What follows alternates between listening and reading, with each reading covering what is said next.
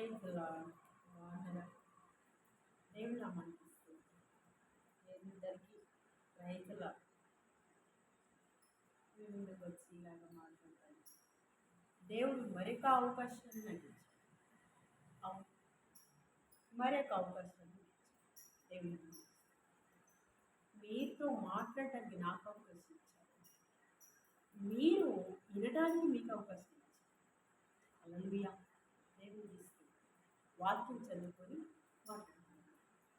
రైతు వాక్యం చదువుకున్నాను. హబక్కూకు 3 అధ్యాయము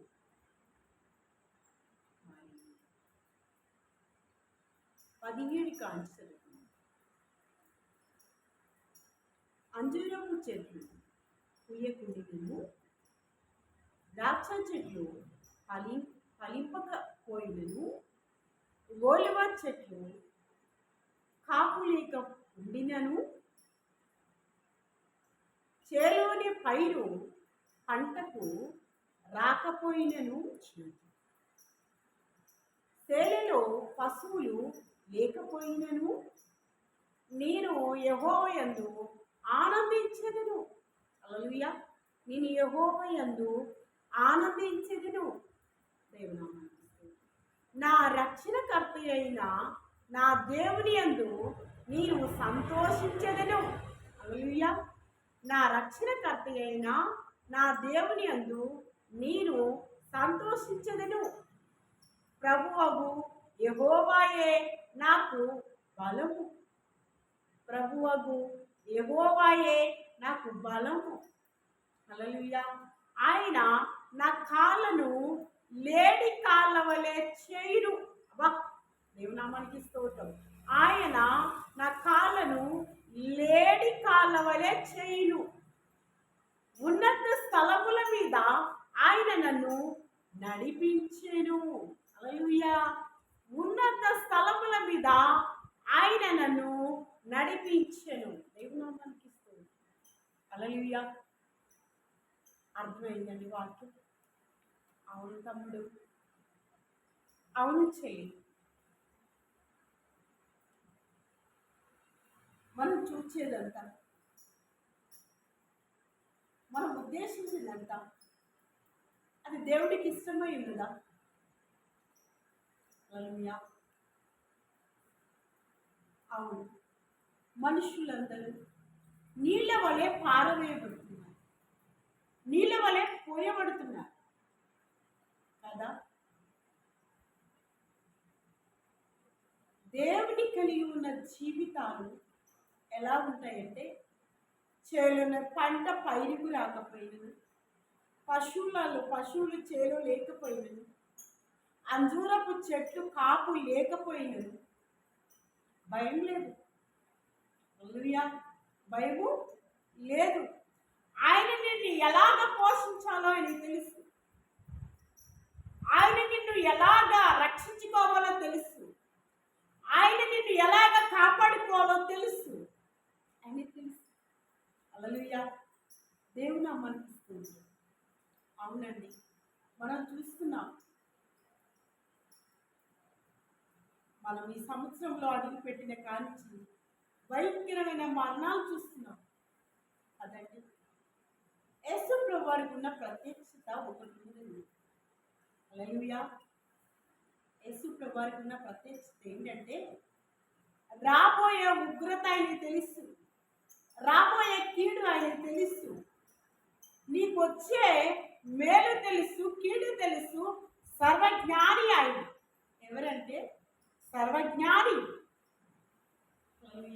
అందుకనే యెహోవాయందు ఆనందించుచున్నాను అని చెప్పేసి భక్తుడు మాట్లాడుతున్నారు. దేవుడు వాక్యం మనతో మాట్లాడుతున్నారు. హల్లెలూయా. ప్రియ తమ్ముడు, ప్రియ చెల్లి, ప్రియ అక్క, ప్రియ అన్న, ప్రతి ఒక్కరికి భారతదేశం, ఆయా రాష్ట్రాలు అని దేవుని ప్రజలనబడిన ప్రతి వారికి మాట్లాడేటప్పుడు మనము ఏమై ఉన్నదో మనకు తెలియదు. ఏ క్షణమో తెలియదు, ఏ క్షణమో తెలియదు.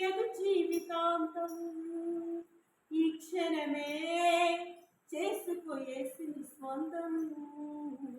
కన్ను మూస్తే చీకటిరా, కన్ను తెరిస్తే వెలుగురా.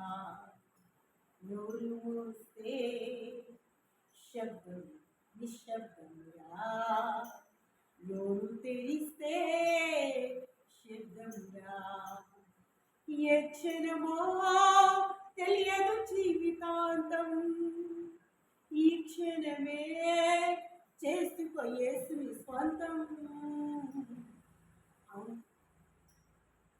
ఈ క్షణమే చేసుకో యేసుని స్వంతం.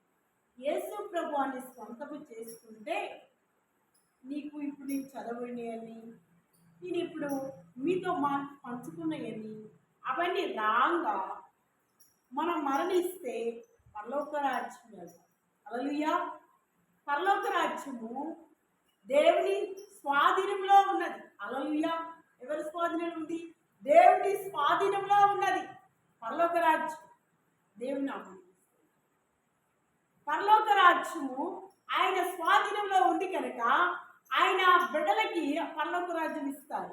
హల్లెలూయా. పరలోక రాజ్యము అంటే పరలోక రాజ్యము పరిశుద్ధుడైన దేవుని చేతిలో ఉన్నది. హల్లెలూయా. దేవుని నామం. కాబట్టి ప్రియ సహోదరి సహోదరుడా, నా తోటి సహోదరులకి అందరికీ మనమందరం ఒకటి. ఎవరిని ఏ భేదం చేసినా, ఎవరిని ఏ ఒక్క కోసినా పాలు నీళ్ళు రక్తం అలా వెళ్ళదు, ఒకటే రక్తం వెళ్తుంది. హల్లెలూయా. ఆ రోజు క్రీస్తులో ఉన్న రక్తము, ఈరోజు మనలో ప్రవేశించే రక్తము అంతా రక్తమే. హల్లెలూయా. దేవునికి స్తోత్రం. ఆ పరిశుద్ధుడు, ఆ మహిమ కలిగిన తండ్రి రక్తము మనందరినీ పాపాలు కడిగి వేస్తుంది ఆయన పరిశుద్ధమైన రక్తంతో.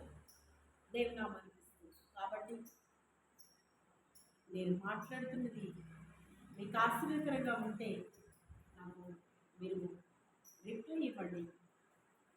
నేను సంతోషిస్తాను. మీరు ఎలా బలపడుతున్నారో నేను కూడా నేను సంతోషిస్తాను మీతో పాటు.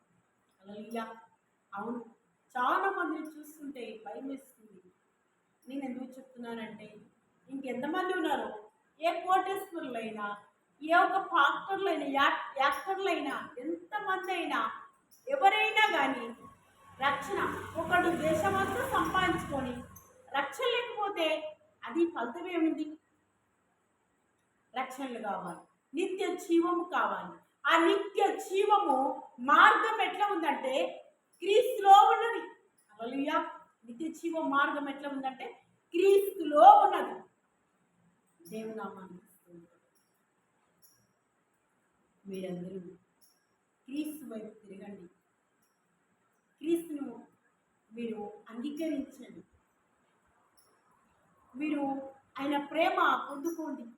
ఈ లోకంలో ఉన్నప్పుడే, శరీరంలో ప్రాణం ఉన్నప్పుడే మంచేదో చెడేదో తెలుసుకోవాలి. హల్లెలూయా. ఇది కనుక పూసిన పోతే మనం అప్పుడు ఏమీ తెలుసుకోలేదు. దేవుని నామమున నీకు ఇచ్చిన సమయాన్ని, నీకు ఇచ్చిన యొక్క జ్ఞానాన్ని నువ్వు సద్వినియోగం చేసి వినియోగించుకో. అది మంచి చెడులు తెలిసిన జ్ఞానం. దేవుని నామాన్ని మరొకసారి కలుసుకున్నాం. దేవుని నామాన్ని